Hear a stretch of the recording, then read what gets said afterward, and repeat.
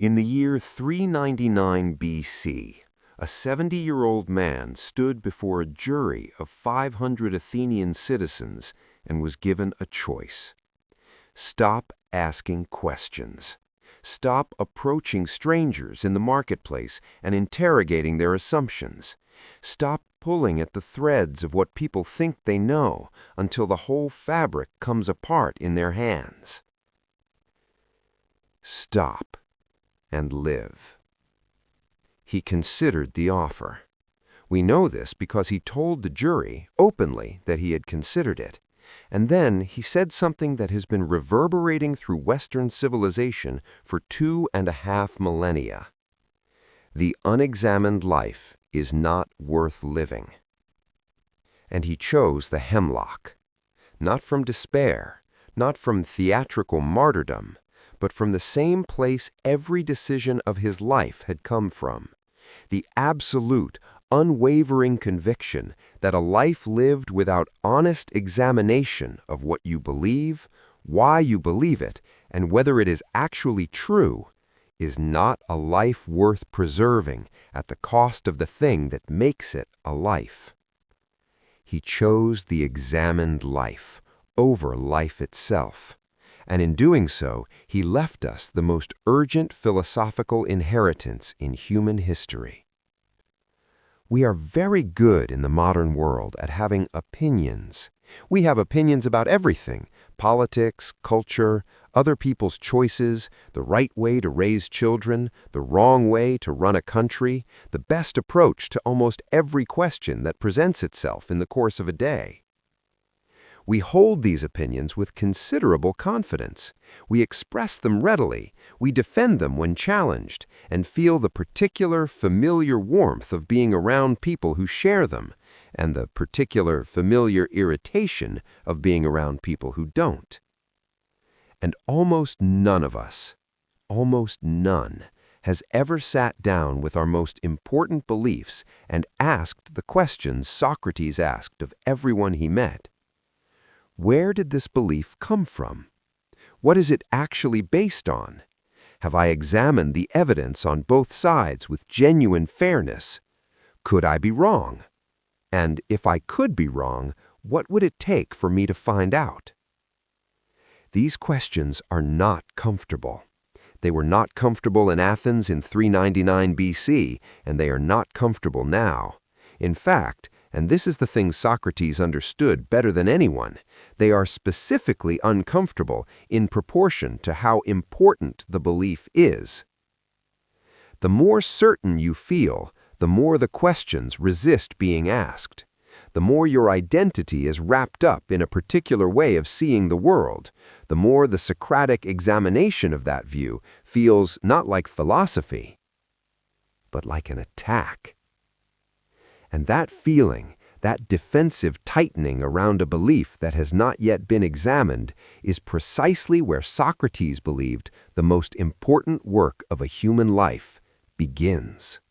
To understand Socrates, you need to understand something about the man that history tends to obscure beneath the legend. He was not a professor. He had no school, no salary, no institution behind him. He wrote nothing. Everything we know about him comes from students who loved him, particularly the young Plato, who was 28 when Socrates died and spent the rest of his life writing dialogues in which Socrates speaks.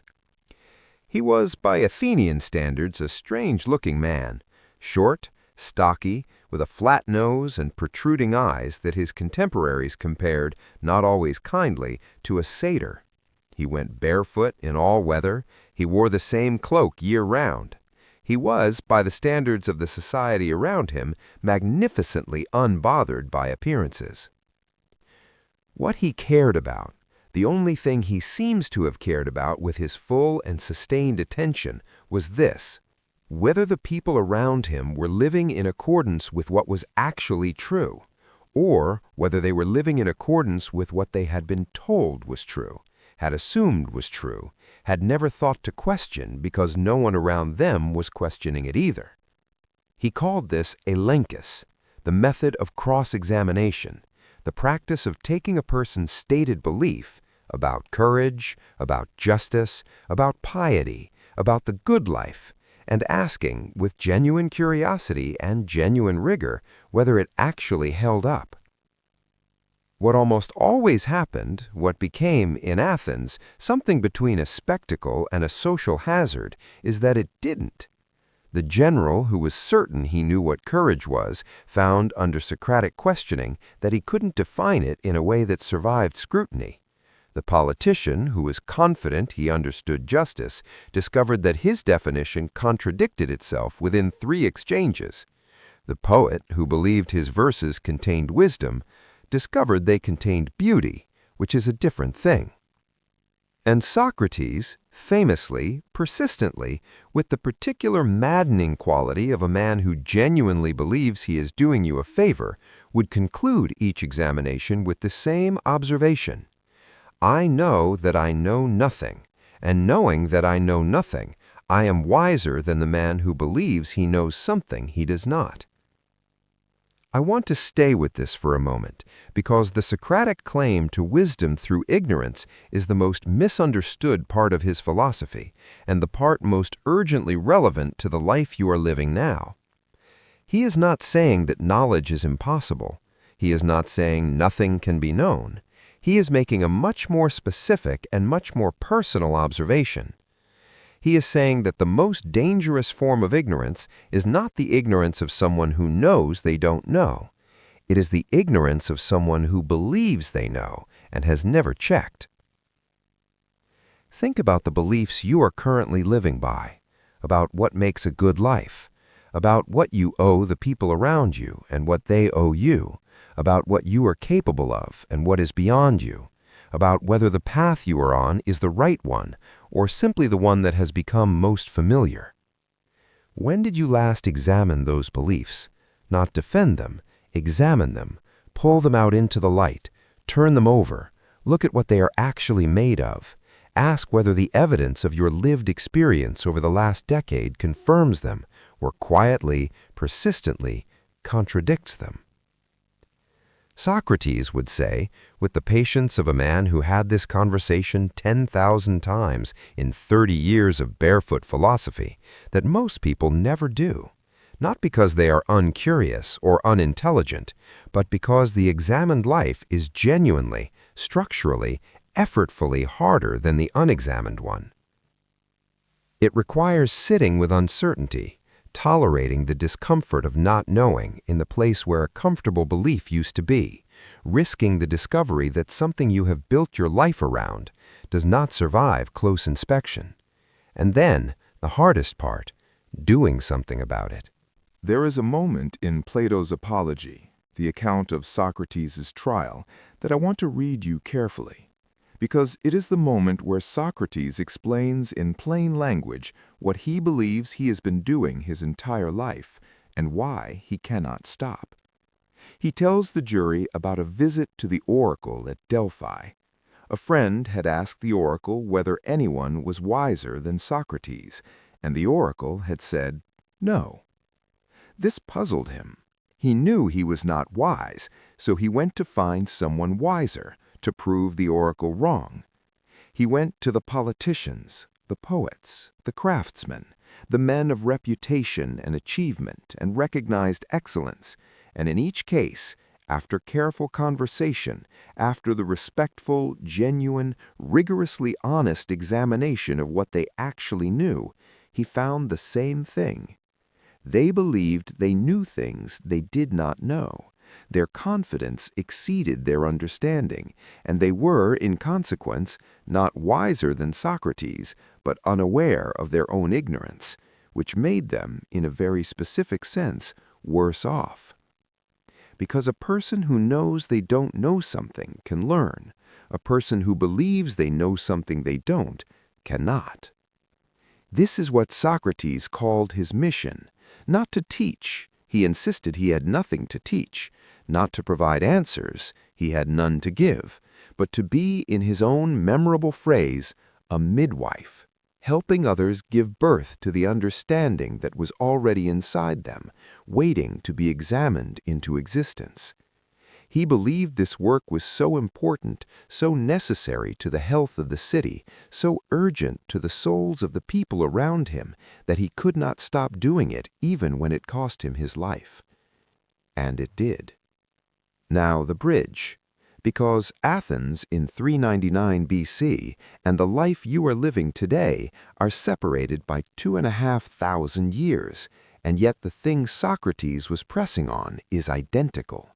The unexamined life, the beliefs lived by rather than looked at, the assumptions accumulated over decades about who you are, what you are capable of, what you deserve, what is possible for someone in your particular situation, that have never been subjected to the question he asked everyone he met.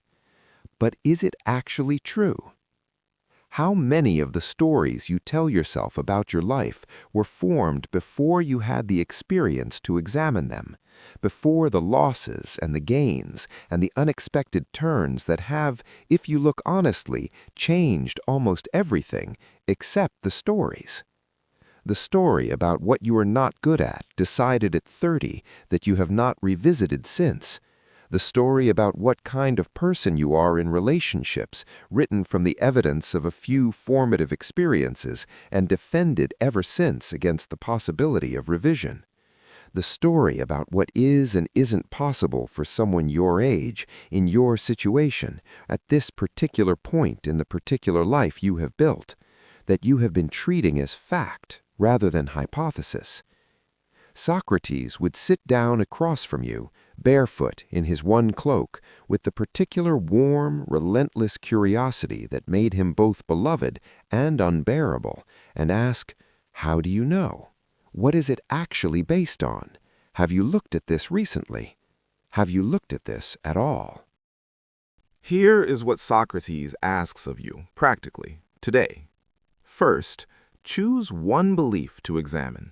Not a political belief, not a belief about someone else, a belief about yourself, about what you are capable of, about what you deserve, about what is possible in the time you have left. Write it down as plainly as you can, then apply the Elenchus. Ask, where did this belief come from? What would I have to accept as true for this belief to be correct? What evidence in my actual life confirms it, and what evidence quietly contradicts it? You are not trying to demolish the belief. You are trying to know whether it is load-bearing, whether it is actually true, or whether it has just been living in you, unexamined, doing work you have never authorized it to do. Second, practice Socratic listening for 1 week. In your next 5 significant conversations with a partner, a colleague, a friend, resist the impulse to assert your position and instead ask questions. Not rhetorical questions, genuine ones. Questions to which you do not already know the answer and are genuinely curious about what the other person thinks. What do you mean by that exactly? What makes you confident that is true? Have you considered? And then a genuine alternative, not a trap. What would change your mind? This practice will feel strange at first, possibly uncomfortable. You will notice how much of what passes for conversation is actually 2 people waiting for their turn to reassert what they already believe. Socrates noticed this too. It is why he kept asking. Third, sit with one thing you do not know. Identify a question about your life, your relationships, your direction, your past that you have been answering with false certainty, that you have been treating as settled because the uncertainty of leaving it open is too uncomfortable to maintain. Allow it to be open for 1 week, without rushing to a conclusion, without filling the space with the nearest available answer. Socrates called this the most important philosophical practice available, not the finding of answers, but the honest acknowledgement of the questions. Because a question held honestly is alive, it is working, it is doing something in you. A false answer is just a door, closed over the thing that needed light. Fourth, do one thing differently based on what examination reveals. Philosophy without consequence is performance. Socrates knew this.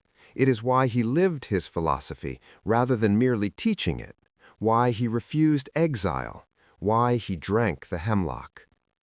When your examination of a belief reveals that it is not quite true, or not as true as you have been living as if it were, change something, one thing, one decision, one conversation, one way of showing up that reflects the more honest understanding. Not everything at once. Socrates worked one question at a time for 30 years. One question, one honest look, one small consequential act of living, more deliberately than you did yesterday. I want to close with the image of Socrates on the last day of his life. His friends are gathered in the prison cell. They are weeping. They have been offered more than once the chance to help him escape. Money has been arranged, guards have been approached, a route out of Athens has been secured. And Socrates, 70 years old, about to die, entirely calm, is talking philosophy. Not because he is in denial, not because he is performing courage for the audience, but because the question of what happens to the soul after death is genuinely interesting to him, and he has not yet examined it as thoroughly as it deserves. He asks questions until the hemlock arrives. He drinks it without drama, he lies down, he pulls the cloak over his face. And his last recorded words, spoken from beneath the cloak, almost as an afterthought, were instructions to sacrifice a rooster to Asclepius, the god of healing, the traditional offering made when someone recovers from illness. He was dying, and he was making the offering of recovery. Because that is what death was to Socrates, not the end of the examined life, the final and perhaps the most honest examination of all. He was not afraid of it. He was curious about it. That is the examined life taken to its conclusion, the willingness to bring honest, open, undefended attention to everything, including the last thing. Here is the question Socrates would ask you today, the same question he asked everyone he met, in the marketplace, at the gymnasium, at the dinner table, barefoot in the Athenian sun.